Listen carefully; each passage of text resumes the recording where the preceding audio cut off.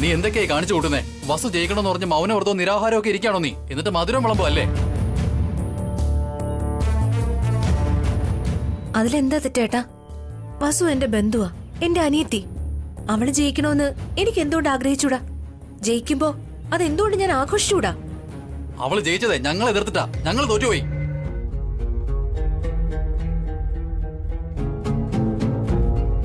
അതെന്താ അങ്ങനെ പറഞ്ഞേ? തോറ്റുപോയത് ആ യൂണിയൻ ലീഡർ അല്ലേ? അവനെ ഞങ്ങളാ സപ്പോർട്ട് ചെയ്തേ. അത് കൊള്ളാലോ.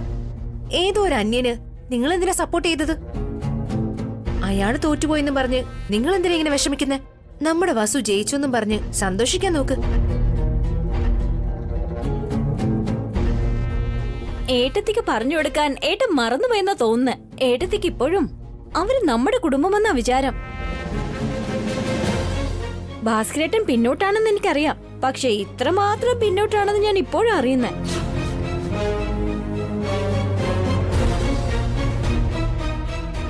എന്റെ ഭർത്താവിന് എന്തെങ്കിലും പറഞ്ഞാലുണ്ടല്ലോ നിന്റെ ചെകിടടിച്ച് പൊളിക്കും ഞാൻ.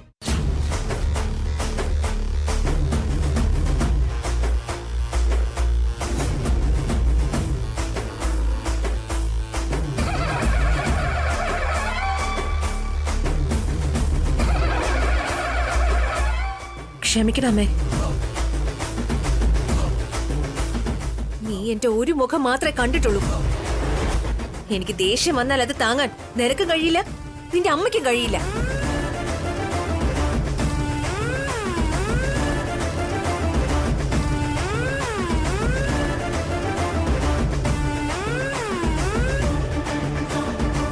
അഖിൽ,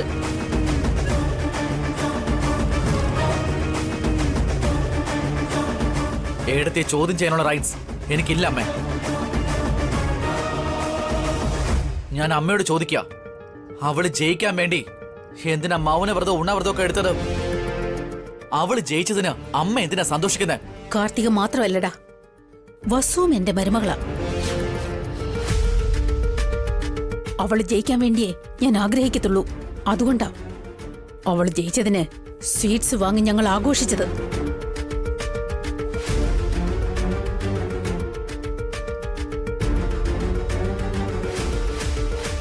അത് ശരി, അമ്മയും അവരുടെ കൂടെ അല്ലേ? അതെ, ഞാൻ അവരുടെ ഭാഗത്താ ഉള്ളത്. അവരെ നിങ്ങൾ ചിലപ്പോൾ ഉപേക്ഷിച്ചിട്ടുണ്ടാവും. ഞാൻ അവരെ കൈവിടില്ല. അതിൽ നിങ്ങൾക്ക് എന്തെങ്കിലും എതിർപ്പുണ്ടെങ്കിൽ അത് പറയേ. ഇപ്പൊ തന്നെ ഞാൻ ആ വീട്ടിലേക്ക് പോയിക്കോളാം.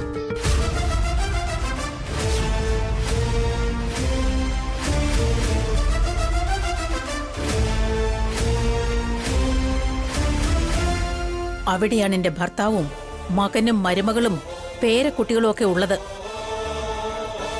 സന്തോഷത്തോടെയും സമാധാനത്തോടെയും ഞാൻ കഴിയും. അങ്ങനെ തന്നെ വേണം. ഏടത്തെ ആ വീട്ടിലേക്ക് പോയാ അബി ഇവർക്ക് എഴുതി കൊടുത്ത സ്വത്തെല്ലാം തിരിച്ചു വാങ്ങുമല്ലോ. പിന്നെ ഇവര് ഭിക്ഷെടുക്കേണ്ടി വരും.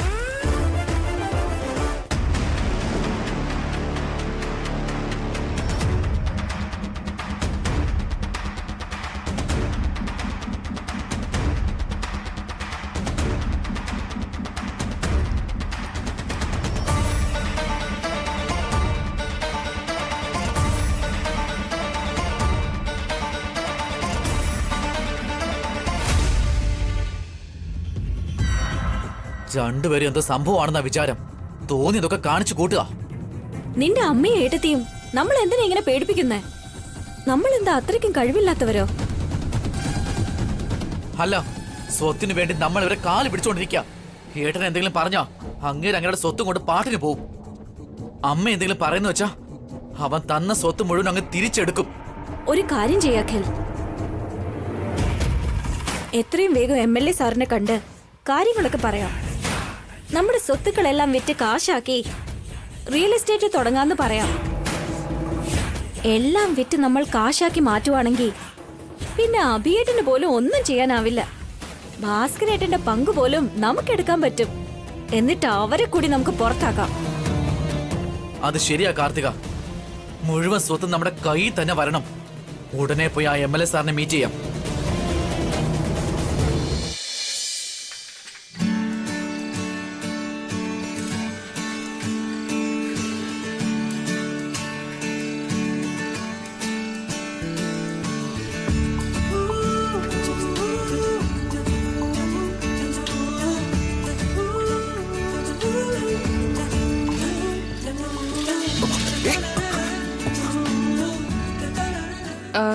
എന്തു പറ്റിയേട്ടാ?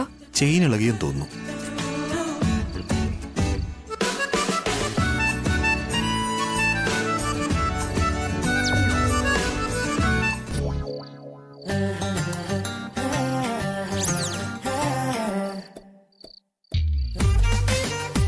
കറക്റ്റായി ഇവിടെ തന്നെ എത്തിയപ്പോ ചെയിൻ എങ്ങനെ ഇളകിയെന്ന് എനിക്ക് മനസ്സിലായി. എന്ത് മനസ്സിലായിരുന്നു? അഭിയേട്ടൻ പുറമേ കാണാൻ മാത്രം പരുക്കൻ സ്വഭാവം, ഉള്ളില് റൊമാൻറ്റിക്കാ. നിങ്ങൾ എന്തൊക്കെയായി പറയുന്നത്?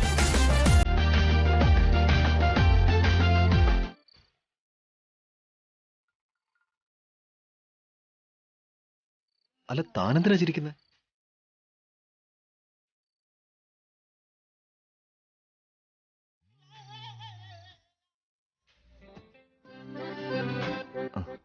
ഞാൻ ആ പൂക്കച്ചവടക്കാരെ കണ്ട് സൈക്കിൾ നിർത്തിയൊന്നുമല്ല.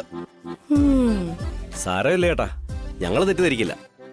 ഏയ്, സൈക്കിളിൽ നിർത്തി ഭാര്യയ്ക്ക് പൂ വാങ്ങിക്കൊടുക്കുന്നത് അത്രയ്ക്കും വലിയ കുറ്റമൊന്നുമല്ല അഭിയേട്ടാ. പത്മ, നമ്മളിനി ഇവിടെ നിന്നാ ചേട്ടൻ നാണം കൂടും. നമുക്ക് പോയേക്കാം. അല്ല, അതെ, എന്റെ ചേച്ചിക്ക് നാണം വരുന്നുണ്ട്. നമുക്ക് പോവാം. അല്ല പത്മ, ബേബി നിക്ക്, ഞാനത് പൂ പറയാം. അങ്ങോട്ടങ്ങ് വന്നാ മതി ചേട്ടാ.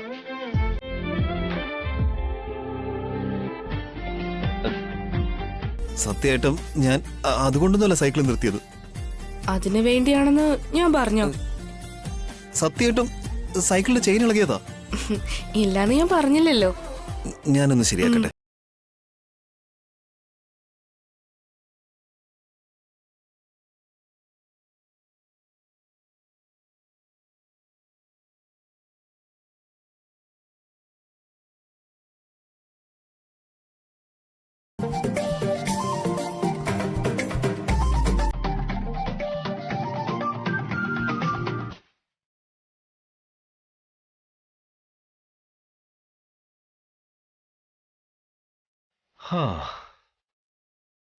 ശരി, പോവാം.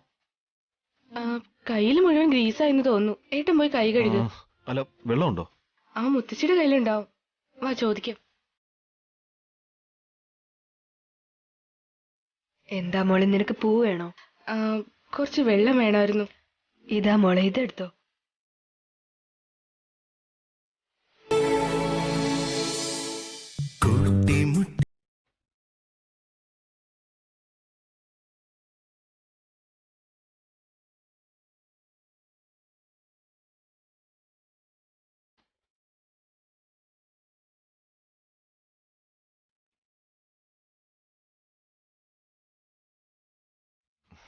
Thank you.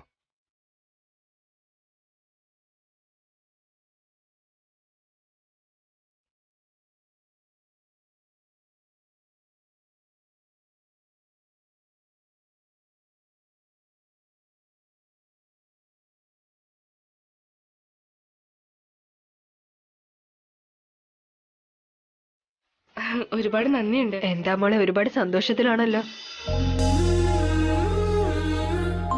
ഈ ദിവസം എന്റെ ഫാക്ടറിയിലെ ഇലക്ഷനില് ഞാൻ യൂണിയൻ ലീഡറായിട്ട് ജയിച്ചു. ഒരുപാട് സന്തോഷമുണ്ട് മോളെ.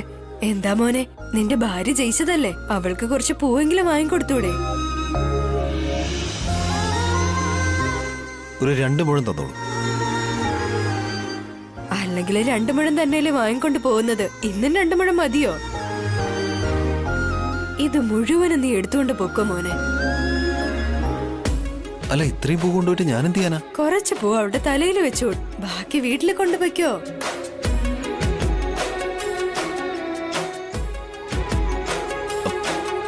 ഇത്രയും പൂ വാങ്ങിക്കാനുള്ള കാശ് എന്റെ കയ്യിലില്ല. ദിവസവും ഈ വഴിയല്ലേ വരുന്നത്, കാശ് അപ്പൊ തന്നാ മതി. അല്ല അല്ല, ഒന്ന് നിക്കോ, ഞാനൊന്ന് പറഞ്ഞോട്ടെ, നിക്കേ. എന്താ വസുന്ധര ഇത്? പൂക്കൂടെ മുഴുവൻ നമ്മുടെ കയ്യിൽ തന്നിട്ട് പോയല്ലോ. എനിക്കെങ്ങനെ അറിയാനാ? സത്യത്തിൽ ഞാൻ ഈ പൂ വാങ്ങണമെന്ന് ഞാൻ വിചാരിച്ചതേ അല്ല. വാങ്ങണമെന്ന് താല്പര്യമില്ലെങ്കിൽ അതങ്ങ് വിറ്റേക്ക്. വാട്ട്? ഈ പൂ ഏട്ടന് വേണ്ടാന്നുണ്ടെങ്കിൽ ആ ആന്റിയെ പോലെ ഇവിടെ തന്നെ ഇരുന്ന് ആർക്കെങ്കിലും വിറ്റേക്കാനാ ഞാൻ പറഞ്ഞത്. അയ്യോ, എന്നെ കണ്ടിട്ട് പൂ വിൽക്കുന്ന ആളെ പോലെയാണ് തോന്നേ. പൂവ് ഭാര്യയുടെ തലയില് വെച്ചു കൊടുക്കുന്ന ഒരാളെ പോലെ കണ്ടിട്ട് തോന്നുന്നില്ലല്ലോ. ഈ പൂ മുഴുവൻ തനിക്ക് തന്നെ. ഇഷ്ടമുള്ള എന്താന്ന് വെച്ചാൽ ചെയ്തോ. വാ അങ്ങോട്ട്.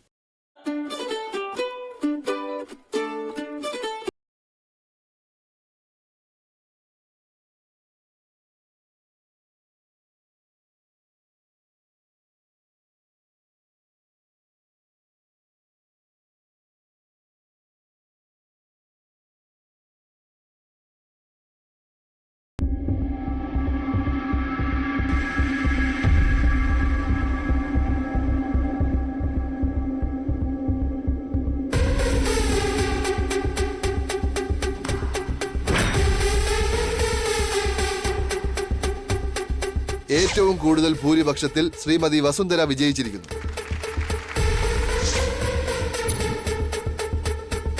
അയ്യോ, നിങ്ങൾ രാജിയൊന്നും വെക്കണ്ട. നിങ്ങളാണ് ഞങ്ങളുടെ ലീഡർ. ഞങ്ങൾക്ക് എന്തെങ്കിലും നല്ലത് നടക്കണമെങ്കിൽ നിങ്ങൾ തന്നെ ആയിരിക്കണം ലീഡർ. അതുകൊണ്ട് അവള് ജയിച്ചതിന് സ്വീറ്റ്സ് വാങ്ങി ആഘോഷിച്ചത്.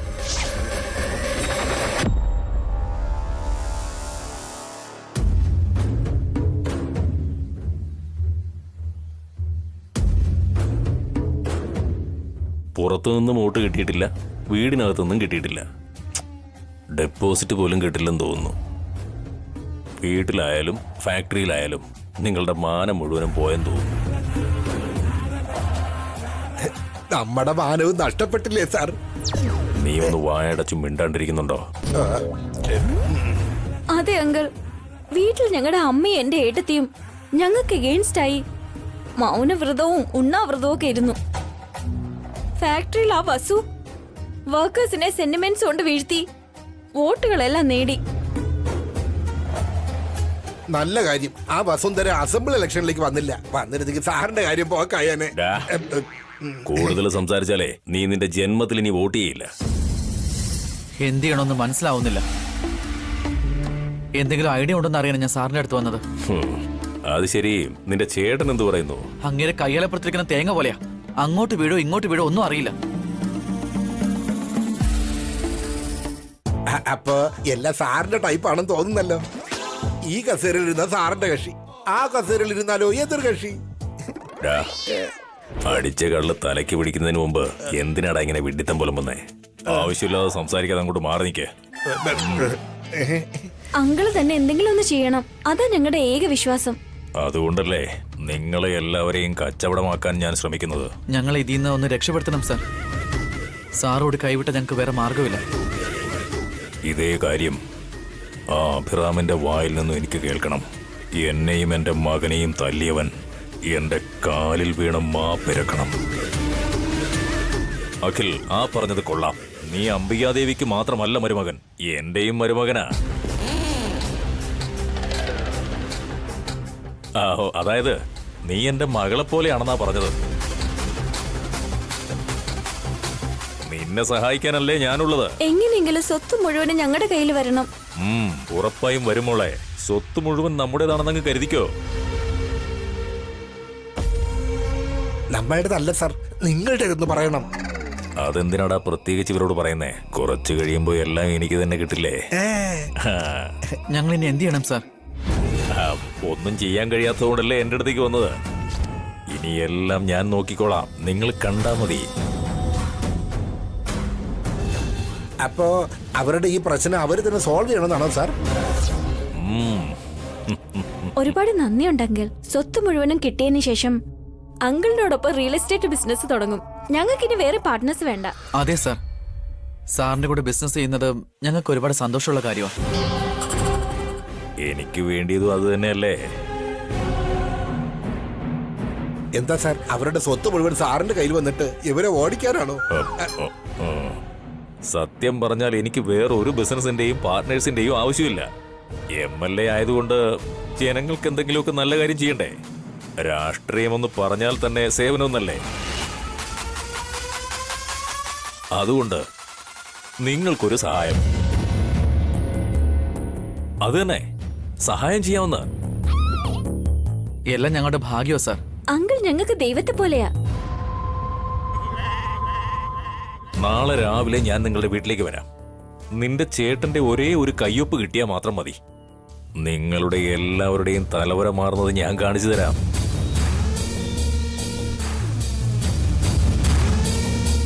ആരെ അസംബ്ലിയിലേക്ക് അയക്കണമെന്നും ആരെ വീട്ടിലേക്ക് അയക്കണമെന്നും വോട്ടർക്കറിയാം. ആരെ സ്വർഗത്തിൽ അയക്കണം, ആരെ നരകത്തിൽ അയക്കണമെന്നും എനിക്ക് വളരെ നന്നായിട്ടറിയാം.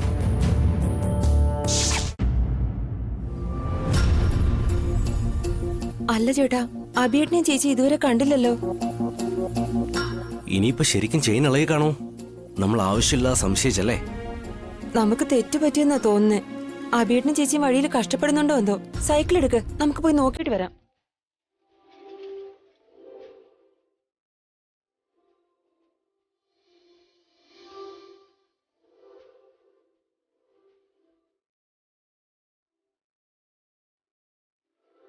കണ്ടില്ലേ പത്മ, ശരിക്കും ചെയിൻ ഇളകി ചേട്ടനും ചേച്ചിയും നന്നായി കഷ്ടപ്പെടുകയാണെന്ന് നമ്മൾ തെറ്റിദ്ധരിച്ചു. പക്ഷേ നമ്മൾ സംശയിച്ചതാണ് സത്യമായത്. അതെ രവിയേട്ടാ, അബിയേട്ടൻ ശരിക്കും ഒരു റൊമാൻറ്റിക് ഹീറോയാ. 2 മുഴം പൂ വാങ്ങിയിട്ട് വരുമെന്ന് വിചാരിച്ചപ്പോ ഒരു കൂടെ നിറച്ചും പൂ വാങ്ങിയിട്ടാ വന്നിരിക്കുന്നേ. എന്റെ ചേച്ചിയോട് ചേട്ടന് അത്ര അധികം സ്നേഹമുണ്ട്. കളിയാക്കിയതൊക്കെ മതി രവി. ഞാൻ വേണ്ടെന്ന് പറഞ്ഞിട്ടും എന്റെ കയ്യിൽ ബലമായിട്ട് തന്നിട്ട് പോയതാ അവര്. അത് ഞങ്ങൾ വിശ്വസിച്ച അബിയേട്ടാ. സംശയം ഉണ്ടെങ്കിൽ നിന്റെ ചേച്ചിയോട് ചോദിക്കാം. എന്താ ചേച്ചി, ചേട്ടൻ പറയുന്നത് സത്യമാണോ? അറിയില്ല രവി, ഞാൻ സൈക്കിളിന്റെ അടുത്ത് തന്നെ ഉണ്ടായിരുന്നു. ഏട്ടനാ പൂ വിൽക്കുന്ന ആന്റിയുടെ അടുത്തേക്ക് പോയത്. വസു,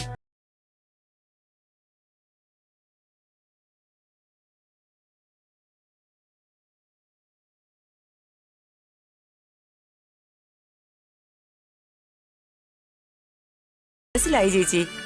ഒരു കണക്കിന് നന്നായി. അവിടെ പൂക്കട മാത്രമല്ലേ ഉണ്ടായിരുന്നുള്ളൂ. അവിടെ പൂക്കടയായിരുന്നെങ്കിലേ ആ കടയോടെ ചേട്ടനെയും കൊണ്ടുവരുമായിരുന്നു. എന്റെ ചേച്ചിക്ക് വേണ്ടി അബിയേട്ടൻ ചില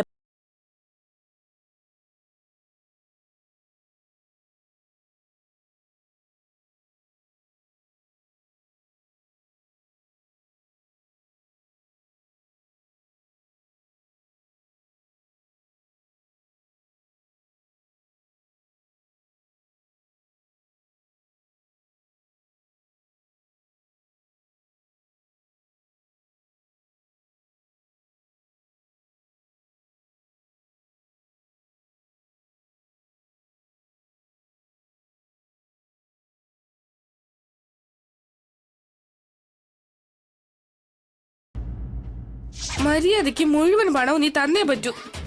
ഇല്ലെങ്കിലുണ്ടല്ലോ. ഇല്ലെങ്കിൽ നിങ്ങൾ എന്നെ എന്ത് ചെയ്യുമെന്നാ?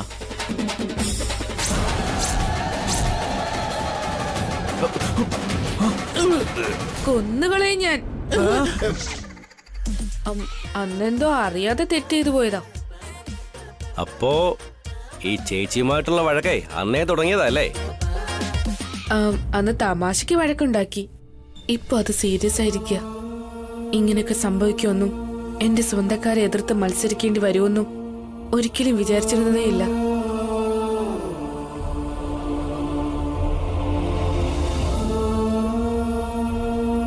പോട്ടെ വിട് ചേച്ചി, കാലം എപ്പോഴും ഒരുപോലെ ആയിരിക്കില്ലല്ലോ. വീണ്ടും ഒരു നല്ല കാലം വരും. അതെ ചേച്ചി, നല്ല ആളുകൾക്ക് എപ്പോഴും നല്ലത് മാത്രമേ വരൂ. വസുന്ധര, പത്മയ്ക്കും കുറച്ച് പൂ കൊടുക്കും.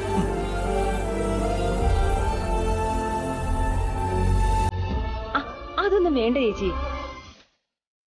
ഇതേ അബിയേട്ടൻ ചേച്ചിക്ക് സ്നേഹത്തോടെ വാങ്ങി തന്നതല്ലേ.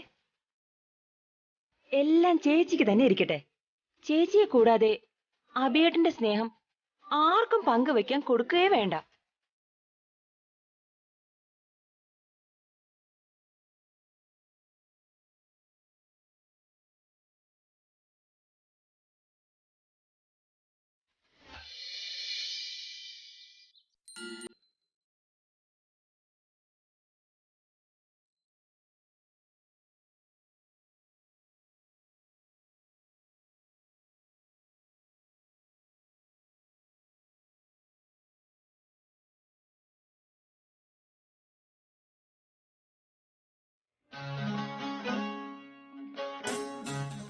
ചേട്ടാ,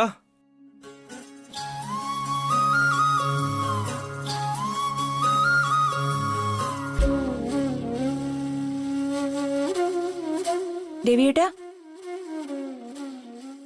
എന്താ പത്മ? ഏട്ടനോടൊരു കാര്യം പറയാനുണ്ട്. ഇപ്പോ വസു ഏട്ടത്തി യൂണിയൻ ലീഡർ ആയിരിക്കുക. ഇനി അങ്ങോട്ട് ചേട്ടൻ ചേച്ചി ചേച്ചിന്ന് വിളിച്ച് ആവശ്യമില്ലാത്തൊന്നും പറയാൻ നിൽക്കരുത് കേട്ടോ. ഫാക്ടറിയിൽ ചേച്ചിക്ക് ലീഡർ എന്നുള്ള ബഹുമാനം കൊടുക്കണമല്ലോ. ഇത് തന്നെ ഞാൻ നിന്നോടും പറയണമെന്ന് വിചാരിച്ചത്. ചേച്ചി ചേച്ചിന്ന് എപ്പോഴും ഇങ്ങനെ വിളിച്ചോണ്ട് നടക്കണ്ട. ചേച്ചിക്ക് നമ്മൾ ബഹുമാനം കൊടുത്തില്ലെങ്കിൽ മറ്റുള്ള വർക്കേഴ്സും കൊടുക്കില്ല. ശരി രവിയേട്ടാ, നമ്മുടെ സ്നേഹപ്രകടനമൊക്കെ ഇവിടെ വെച്ച് മതി. ഫാക്ടറിയിൽ എപ്പോഴും നമ്മൾ വർക്കേഴ്സ്, ചേച്ചി ലീഡർ. ഇനി മുതൽ നമുക്ക് ആ ഒരു ചിന്ത എപ്പോഴും ഉണ്ടായിരിക്കണം. അതിരുവിടാൻ പാടില്ല. അങ്ങനെ ആവട്ടെ.